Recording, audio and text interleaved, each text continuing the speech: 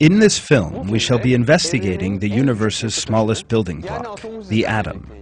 The atom, which sometimes appears as the title of a rather boring subject in textbooks, actually contains very important truths, as well as providing us with important evidence of the existence of God.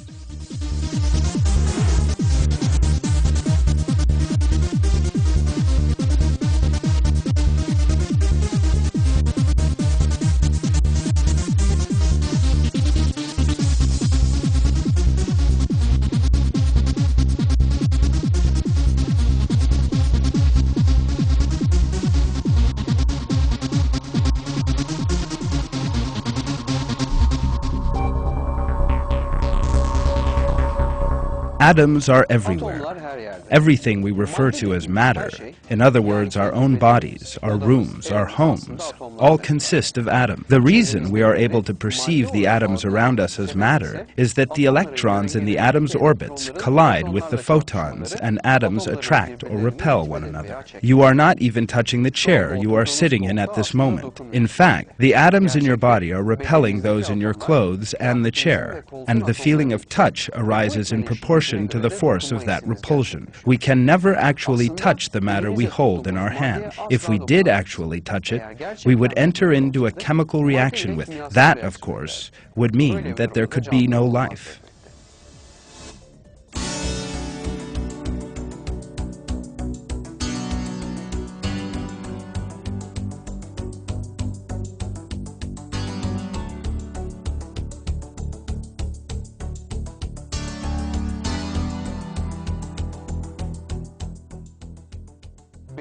Each one of the trillions of atoms that comprise your body is full of electrons that spin round at a speed of thousands of kilometers a second. You do not realize it, but there are atoms that revolve at an amazing speed and never lose their balance, break up or fragment in every single part of your body. So how did this equilibrium come into being?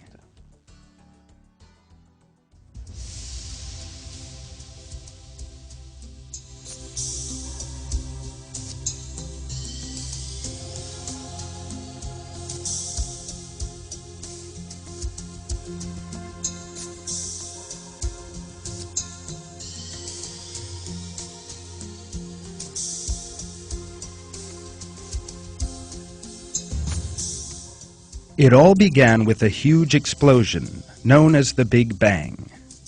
The smell of soil, the bright blue of the sky, everything was at one time concentrated in a single point of infinite density and temperature. Scientists calculate that this moment took place some 15 billion years ago.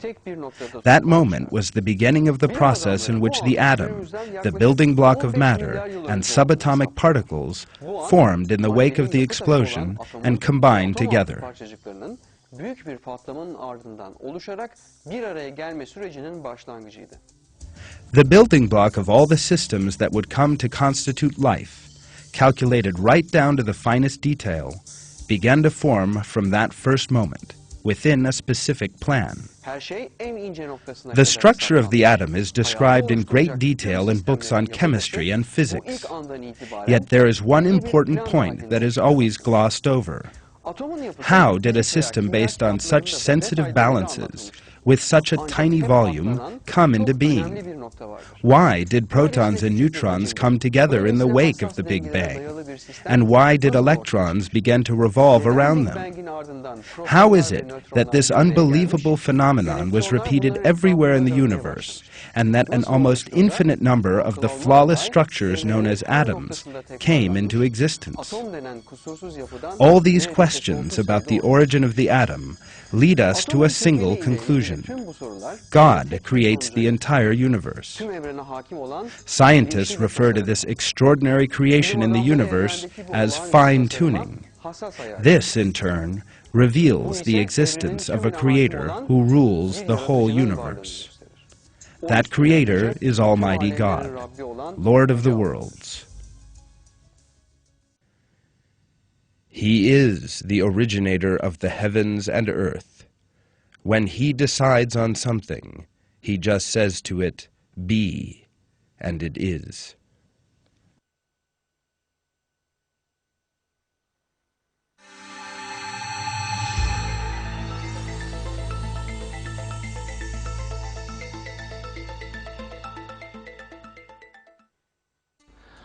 Atoms are particles so minute that it is impossible to view one even with the most powerful microscopes. The diameter of an atom is only of the order of 1/1,000,000th of a millimeter. Let us envisage this by means of an example. If you say, for instance, that you want to see the atoms in this key, then we would need to magnify that key to the size of the Earth. Every atom inside the key magnified to that extent would be no larger than a cherry. So what are the contents of such a minute structure as this? Let us investigate the complex and flawless structure known as the atom together. Every atom consists of a nucleus and electrons revolving in orbits far away from the nucleus. There are other particles inside the nucleus, known as protons and neutrons. Until recently, it was thought that these were the smallest components of the atom. In the light of the latest scientific findings, however, it was discovered that protons consist of particles much smaller than themselves, called quarks.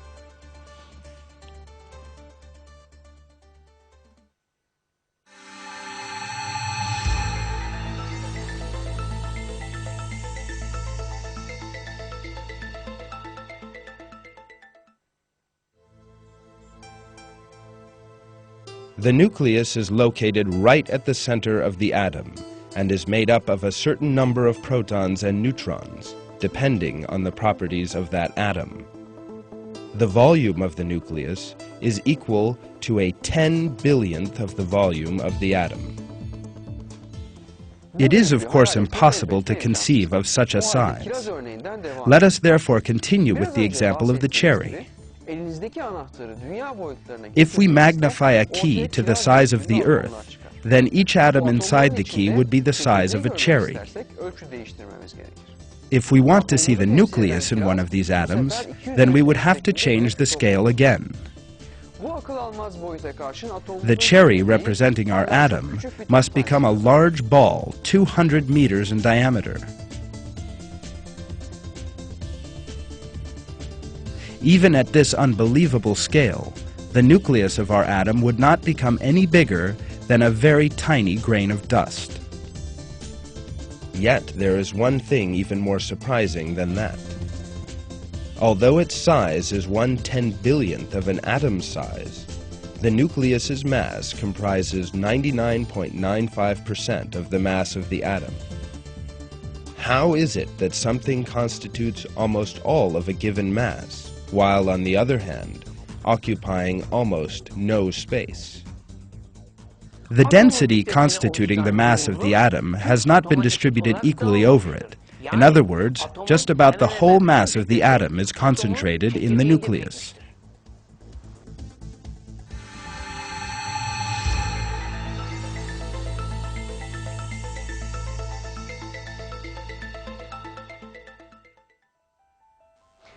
The figures prove that a large part of the atom consists of empty space.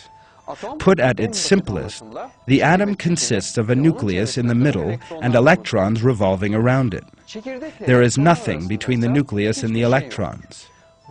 This microscopic distance, in which nothing exists, is in fact a very large one on the atomic scale. Let us try and conceive of these dimensions by using an analogy.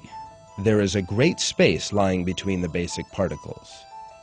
If I think of the proton of an oxygen nucleus as the head of a pin lying on the table in front of me, then the electron revolving around it draws a circle passing through Holland, Germany, and Spain.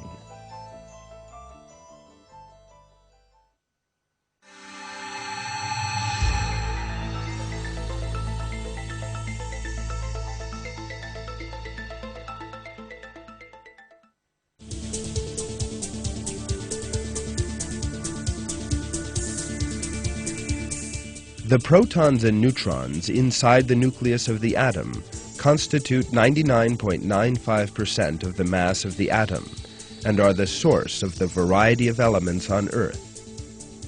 There are 109 elements on Earth. Some of these elements are very familiar to us, such as oxygen, hydrogen, gold, and copper. Since all the atoms that constitute elements are composed of the same particles, what is it that makes the elements different from one another? It is at this point that the importance of the number of the protons inside the nucleus emerges. What makes elements different is the number of protons in their atoms.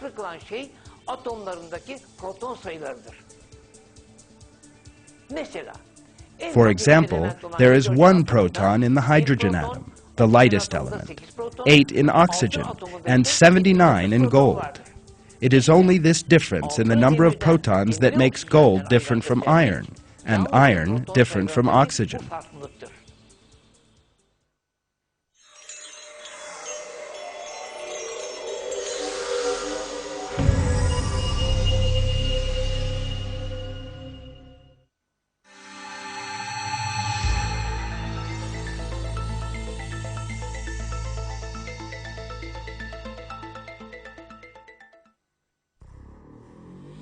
Electrons are particles spinning and revolving around the nucleus of the atom.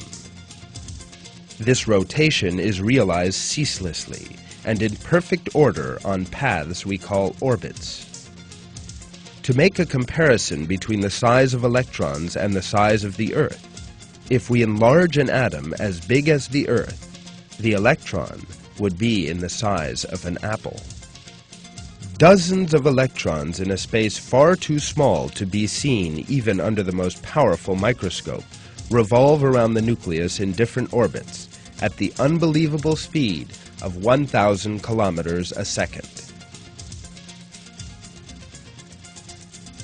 That speed is the equivalent of being able to go from Paris to Milan in the space of 1 second.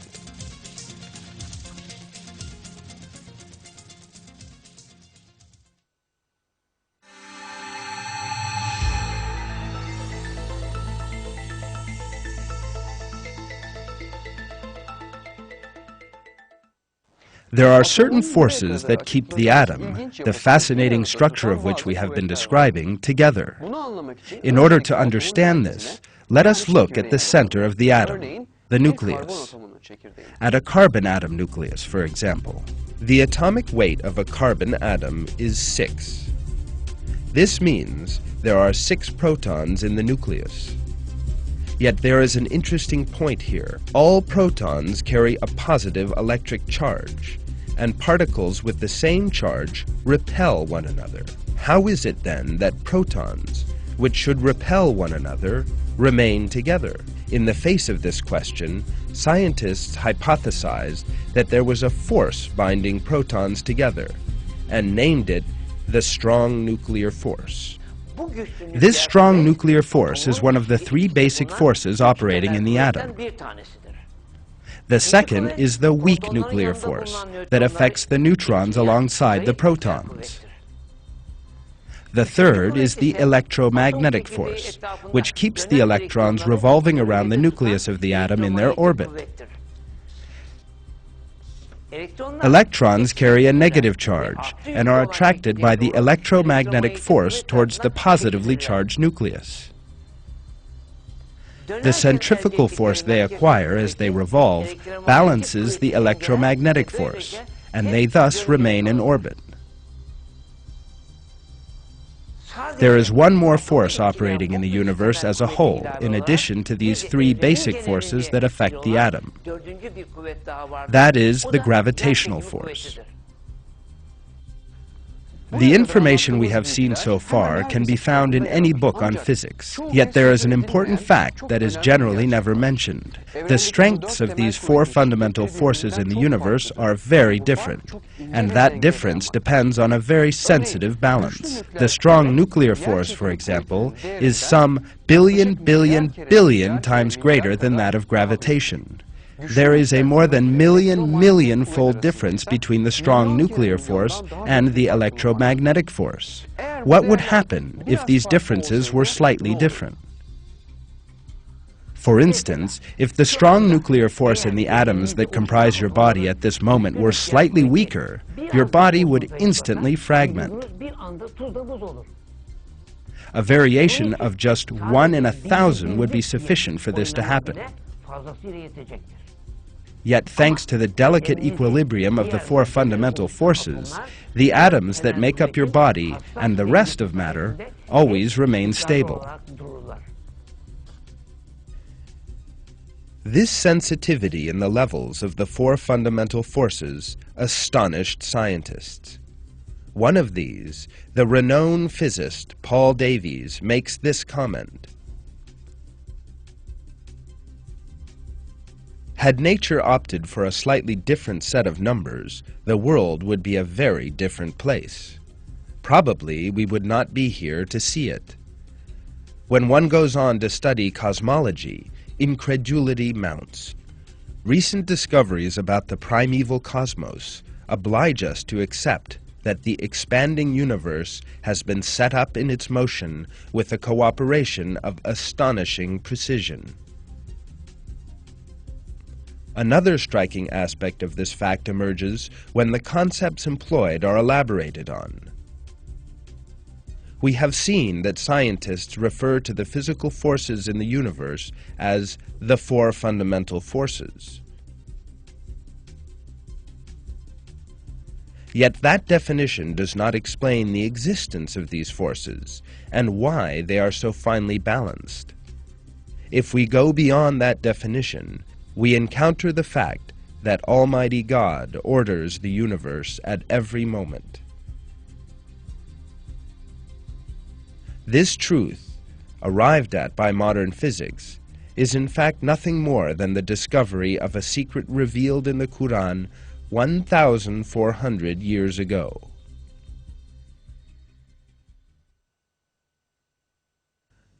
God keeps a firm hold on the heavens and earth, preventing them from vanishing away. And if they vanished, no one could then keep hold of them. Certainly He is most forbearing, ever forgiving.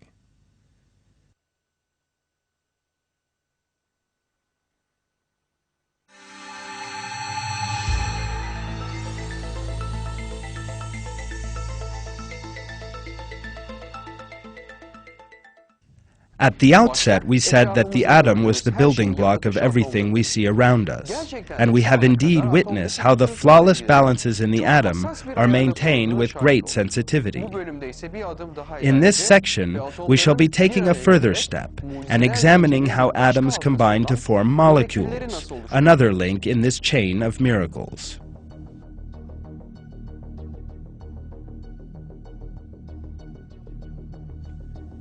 Molecules are the smallest units determining the chemical properties of matter. These small bodies are made up of 2 or more atoms, and some of thousands of groups of atoms. Atoms are held together inside molecules by chemical bonds, determined by the electromagnetic force of attraction. The arrangement of molecules in different combinations give rise to the diversity of matter we see around us.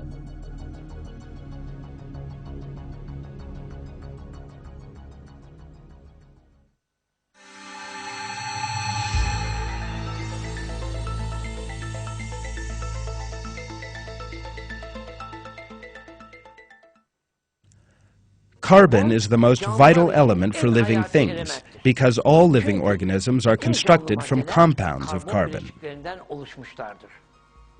Structures as diverse as the cell membrane, the bark of a tree, the lens of the eye, and the white of an egg are composed of carbon compounds. Carbon, combined with hydrogen, oxygen, and nitrogen in many different quantities and geometric arrangements, results in approximately 1.7 million compounds. One of the most significant properties of carbon is its ability to form chains very easily by lining carbon atoms up one after another. Some carbon compounds molecules consist of just a few atoms. Others contain thousands or even millions. Also, no other element is as versatile as carbon in forming molecules with such durability and stability. Carbon is unique among the elements in the number and variety of the compounds which it can form. Over 250,000 have already been isolated and described, but this gives a very imperfect idea of its powers, since it is the basis of all forms of living matter.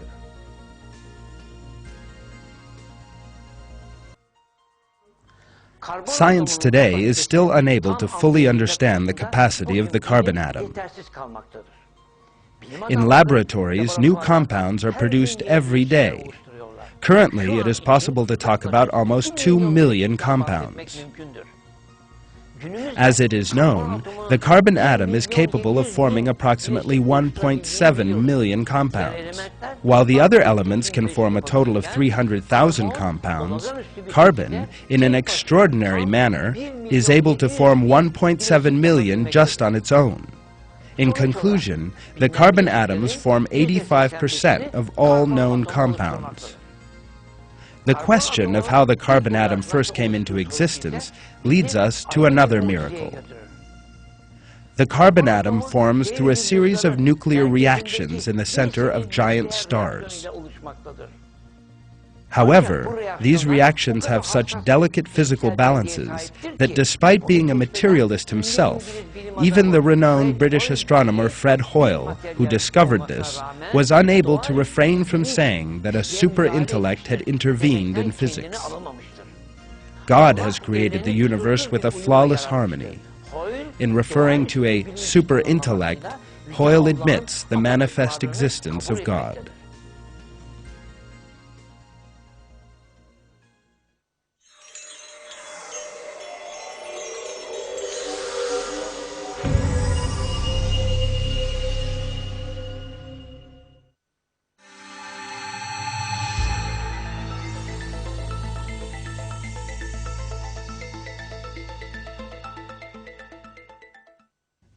It very definitely cannot be thought that one day pieces of stone and inanimate earth gave rise to a living being. Some people, however, make just such a claim. In other words, they maintain that atoms came together by themselves and gave rise to living things by allegedly evolving. It is clear that this claim flies in the face of reason because atoms have no consciousness and thus no ability to organize themselves. For example, everyone knows that an airplane cannot emerge from the mixing together of aluminum, plastic, and petrol. A plane only emerges when you bring these substances together in a conscious manner, with very fine calculation. Therefore, the existence of such raw materials as aluminum, steel, and plastic is not enough for there to be a plane. A plane only emerges through conscious planning. Living systems are no different. A living cell came into being through inanimate atoms being brought together with a very special creation. Living cells' properties of growth, reproduction, and the like are the result of a perfect creation, not of the attributes of their molecule. This is God's creation of living things from inanimate atoms. God is He who splits the seed and kernel. He brings forth the living from the dead, and produces the dead out of the living. That is God. So how are you perverted?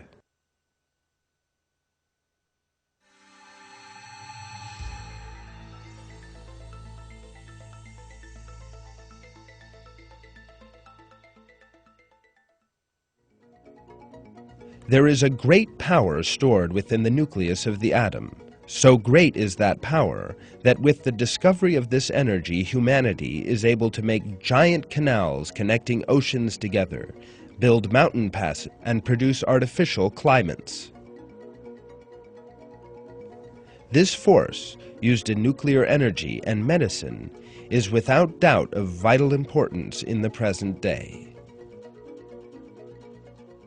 The name of this magnificent power hidden within the nucleus of the atom is strong nuclear force. This force is released by the technical process known as fission, in other words, nuclear splitting, and an enormous amount of energy is released during this reaction. The reaction known as fission is the splitting of the atomic nucleus, held together with the strong nuclear force, the most powerful force in the universe. The principal substance used in fission reaction experiments is uranium. During fission experiments, scientists shot a neutron at the uranium nucleus at great velocity and discovered that the nucleus began to split into its components, releasing a certain amount of energy. Under the effect of the energy produced, the uranium nucleus begins ejecting the components it contains at great velocity and thus initiates a chain reaction.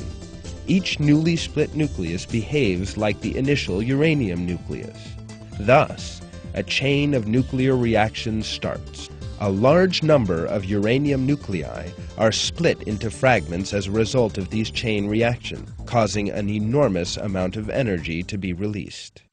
It was these nuclei divisions that have caused the Hiroshima and Nagasaki disasters, causing the death of tens of thousands of people. At the moment of the detonation of the atomic bomb dropped on Hiroshima by the United States in 1945, and in its aftermath, approximately 100,000 people died.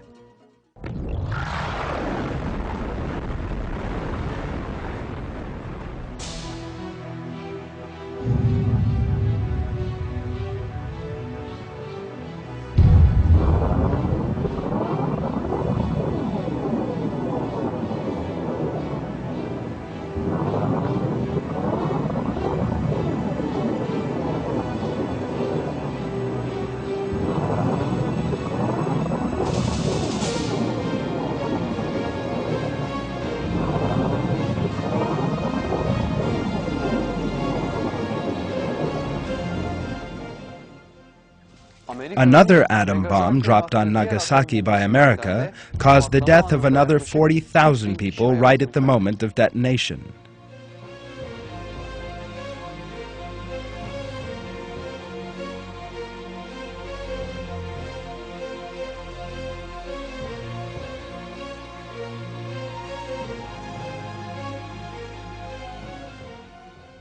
While the power released by the nuclei caused the death of many people, it also destroyed a very large residential area and gave rise to many irreparable genetic and physiological disorders in the remaining residents of that area due to the radiation released, which was to affect generations to come.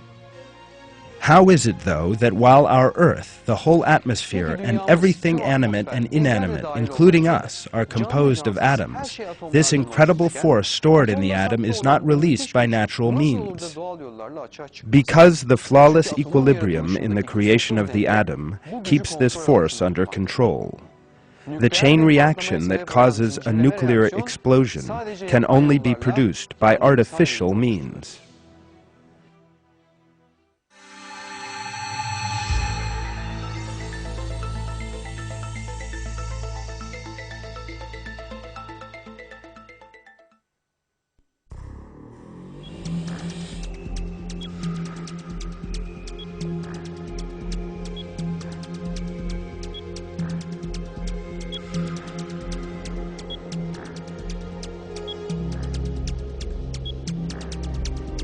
Throughout the course of this film, we have examined a great many astonishing and miraculous phenomena.